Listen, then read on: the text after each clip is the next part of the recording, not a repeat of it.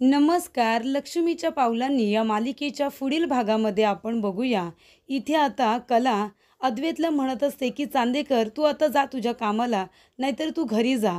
तेव्हा इथे अद्वैत म्हणतो की ठीक आहे आणि तो पुन्हा तिच्याबरोबर चांगला नवरा होण्याचं नाटक करत असतो हे त्याच्या लक्षात येतं आणि अद्वैत म्हणतो नाही नको, मी थांबतो ना तुझ्याबरोबर इथे, कारण आबांनी मला सांगितलंय तुझा पाय मुरगळलाय ना, तुझा पाय दुखतोय, तर आबांनी मला तुझ्याबरोबर इथे थांबायला सांगितलंय.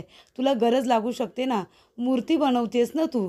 तेव्हा इथे आता कलाच्या लक्षात आलेलं असतं की अद्वैत तिच्याबरोबर चांगलं वागण्याचं फक्त नाटक करतोय. तेव्हा इथे कला म्हणते की चांदेकर थांब, मी तुला एक गंमत दाखवते. आणि तिने तिच्या मोबाईलमध्ये आता अद्वैतचा व्हिडिओ काढलेला असतो, ज्याच्यामध्ये जेव्हा कला वॉशरूममध्ये जाते तेव्हा बाहेर त्याने लादीवरती तेल सांडून ठेवलेलं असतं आणि त्याच्यानंतरला जेव्हा कला बाहेर येते तेव्हा त्या तेलावरून पाय घसरून ती पडलेली असते. तेव्हा इथे अद्वैत म्हणतो की हा व्हिडिओ कुणी काढला.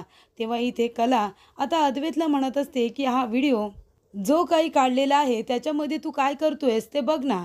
तेव्हा इथे अद्वैत आता लादीवरती तेल टाकताना त्या व्हिडिओमध्ये शूट झालेला असतो, तर कला त्याला सांगते की कलानेच तिथे मोबाईलमध्ये व्हिडिओ चालू करून ठेवलेला असतो.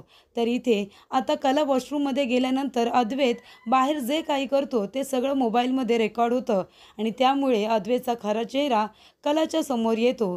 त्यामुळे इथे अद्वैत म्हणत असतो की याचा अर्थ आत्तापर्यंत तू पाय घसरून पडण्याचं हे नाटक केलं होतंस ना, म्हणजे तुझा पाय मुरगळतोय, दुखतोय, हे सुद्धा तू नाटकच केलं होतंस.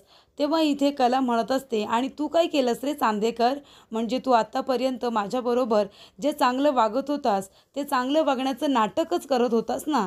तेव्हा इथे आता कलाला अद्वैतचा खरा चेहरा कळलेला असतो की आत्तापर्यंत तो तिच्याबरोबर जे काही चांगलं गोड गोड बोलत असतो ते फक्त आणि फक्त नाटक असतं.